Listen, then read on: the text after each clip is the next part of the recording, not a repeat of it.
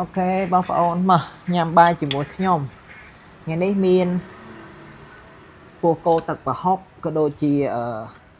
សាច់អាំងសាច់គោអាំងទឹកប្រហុកណាបាទនេះពោះគោទឹកប្រហុក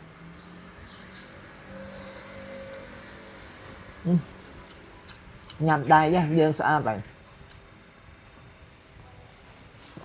ញ៉ាំដៃឆ្ងាញ់ហើយវាស្និទ្ធយើងលាងស្អាតហើយនេះសាច់គោអាំង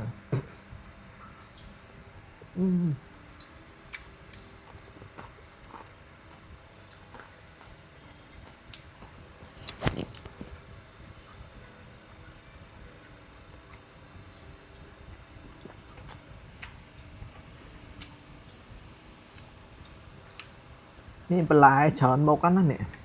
មានការ៉ុតមានសក់មានអីអានេះខ្ទឹមបារាំង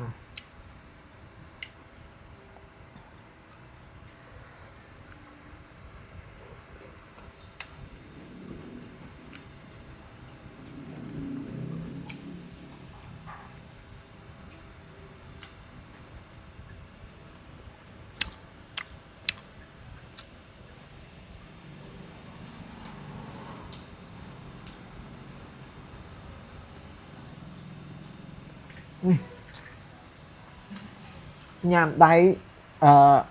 ឆ្ងាញ់ចឹងណាលិតលិតដៃ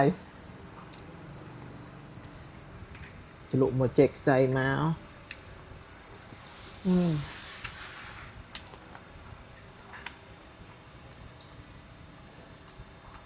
ពោះគោ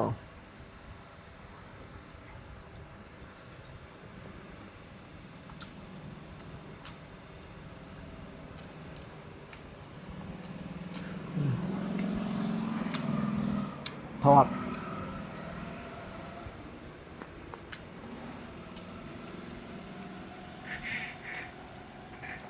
បន្លែគេមានច្រើនណាមានសយងចេកមានអីទៀតនេះស្ពៃក្តោបជីញ៉ាំចេញញ៉ាំជីឯងអញ្ចឹងដកវាចោលដកវាចេញ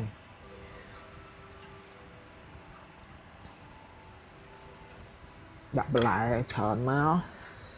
ជ្រលក់មក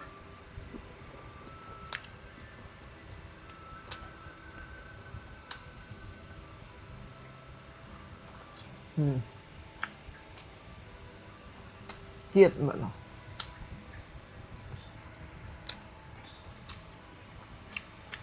បើតែញ៉ាំការចង់ញ៉ាំអាពោះគោទឹកប្រហុកចេះអីតការនៅជនបទនៅក្រុងអត់មានដាក់ទេចង់ញ៉ាំពោះគោទឹកប្រហុកហ្នឹងតទៅញ៉ាំការជនបទ90%ជាងដឹងគេដាក់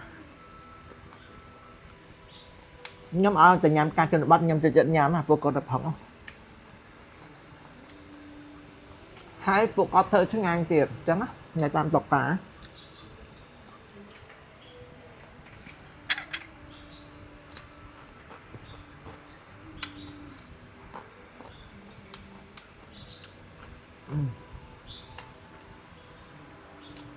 ជាតិតែម្ដង